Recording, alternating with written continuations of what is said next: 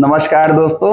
आज हमारा जो टॉपिक है ना वो एग्रीकल्चर का है। तो सबसे पहले मेरे भाई समझ लो एग्रीकल्चर का मतलब क्या होता है। ठीक है, एग्रीकल्चर जो होता है ना, अगर इस शब्द को मैं तोड़ देता हूं, ठीक है, एग्रीकल्चर, तो इसका मतलब क्या होता है। देखिए, एग्रीकल्चर यानी हम यहाँ पे सॉइल को क्या कर रहे हैं मेरे भाई, लूज कर रहे हैं। सॉइल को क्या कर रहे हैं, लूज कर रहे हैं। जब हम सॉइल को क्या करते हैं, लूज करते हैं ना, तो उसमें क्या होता है, एग्रीकल्चर करना मेरे भाई बहुत आसान हो जाता है। अब कह रहे हो सर एग्रीकल्चर करना आसान हो जाता है। एग्रीकल्चर यार मतलब सॉइल को लूज करना, मैंने अभी बताया। तो एग्रीकल्चर नहीं कर रहे, हम क्या करेंगे इसमें, फार्मिंग करेंगे। फार्मिंग का मतलब होता है खेती करना। यानी सबसे पहले हम सॉइल को लूज करते हैं, देन आफ्टर उसमें क्या करते हैं मेरे भाई, फार्मिंग करते हैं। ठीक है, तो एक्चुअल में हम समझेंगे फार्मिंग होती कैसे। तो सबसे पहले मोटा मोटा आपको ध्यान रखो, ये जो एक्टिविटी है आज से नहीं हजारों साल से हमारे देश में अप्लाई कर रही है। वो कह रहे हैं भारत में करीब करीब 2/3 पॉपुलेशन हमारे देश की किसमें एंगेज है, एग्रीकल्चर में एंगेज है। तो एग्रीकल्चर है ना, not only the production of grain but also the raw material for मेरी इंडस्ट्री। आज आपकी डेट में देख लोगे प्राइमरी, सेकेंडरी, टर्सरी, तीन मेन महत्वपूर्ण एक्टिविटी है, और इन तीनों के लिए अगर आप देखिए एक बेस बना हुआ है। आज मैं टीचिंग कर रहा हूं, लेकिन मुझे अगर खाना ना मिले तो क्या मैं काम कर पाऊंगा, बिल्कुल नहीं कर पाऊंगा। तो ये एक बहुत इंपॉर्टेंट एक्टिविटी है मेरे भाई। तो इसको समझते हैं और थोड़ा सा डिटेल में। तो सबसे पहले अभी मैंने आपको समझाया फार्मिंग के बारे में। तो तीन तरीके के हैं, प्रिमिटिव, इंटेंसिव और कॉमर्शियल। तो जो प्रिमिटिव है ना मेरे भाई, इसको हम लोग स्लैश एंड बर्न एग्रीकल्चर भी कहते हैं। क्यों कहते हैं अभी मैं आगे बताऊंगा।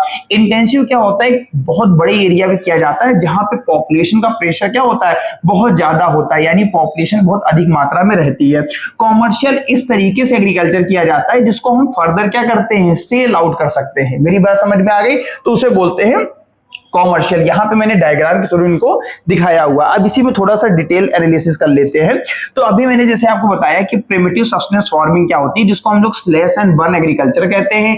इस फार्मिंग के बारे में अगर बात करें तो ये स्मॉल पैचेस ऑफ लैंड में यूज किया जाता है, जिसमें हम लोग पुराने औजारों का इस्तेमाल करते थे और फैमिली के कई सारे लोग इसमें क्या करते थे, पार्टिसिपेट करते थे इस तरीके के एग्रीकल्चर में। और नेचर ने बहुत इंपॉर्टेंट रोल इसमें प्ले किया था। और इसमें अगर देखा जाए ये मानसून के ऊपर हम लोग डिपेंड होते थे कि उसकी फर्टिलिटी आ जाए या मानसून अच्छा हो जाए, तो हम इस तरीके कर सकते हैं। तो सुटेबिलिटी बहुत कम देखने को मिलती थी। First a patch of land is clear. सबसे पहले हम पूरे खेत को या पूरी जमीन को क्या करते थे, साफ कर देते थे, फिर उसके बाद उस पर एग्रीकल्चर करते थे। और लेकिन जब ऐसा समय आता था कि सॉइल की फर्टिलिटी कम होने लगती थी, यानी सॉइल का जो उपजाऊपन है ना मेरे भाई, वो जब कम होने लगता था, तो सॉइल को हम लोग क्या मतलब जमीन को क्या करते थे, 2 से 3 साल या 4 साल या 5 साल तक हम लोग उसको क्या करते थे, छोड़ देते थे, और किसी दूसरी जमीन में जाके क्या करते थे, हम खेती करने लगते थे।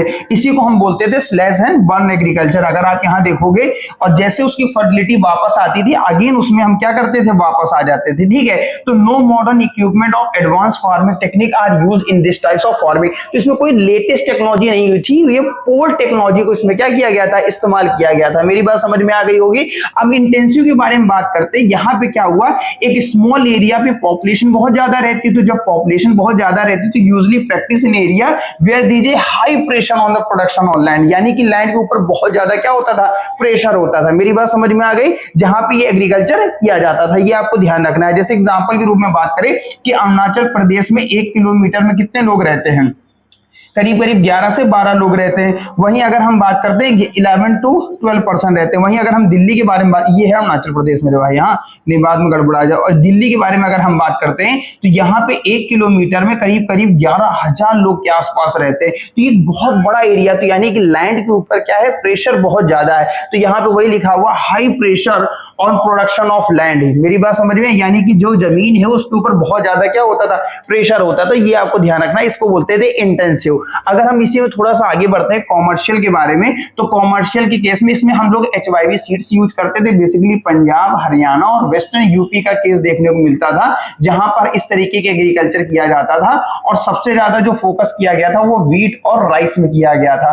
मेरी बात समझ में आ गई। और इसी में एक शब्द आया था ग्रीन रेवोल्यूशन, अगर आपने नाम सुना, आपको कमेंट में बताना कि ग्रीन रेवोल्यूशन कब आया था, ठीक है। और अगर इंडिया के बारे में बात करें, देखिए इसमें तो फार्मिंग तो आती है जिसमें हम लोग मोटे अनाज का ज्यादा इस्तेमाल करेंगे। इसके अलावा प्लांटेशन में tea, coffee, rubber, sugar cane, banana ये सब आ जाता है। बेसिकली टी अगर देखा जाए तो आसाम और नॉर्थ बंगाल में फेमस है। वहीं अगर हम लोग बात करते हैं कॉफी के बारे में तो ये कर्नाटक का एरिया फेमस है, ठीक है। आपको मैं एक चीज और बता दूं मेरे भाई, हमारे ऑनलाइन के साथ साथ ऑफलाइन मेरे बैच बहुत तगड़े चल रहे हैं। आप लोग के स्नेह और आशीर्वाद से हमारा जो बैच है इसमें अच्छी खासी स्ट्रेंथ हो चुकी है। मॉर्निंग का भी बैच भगवान दिया से बहुत तगड़ा चल रहा है और आफ्टरनून में तो बैच फुल है ही है, ठीक है। इस प्यार के लिए थैंक यू सो मच।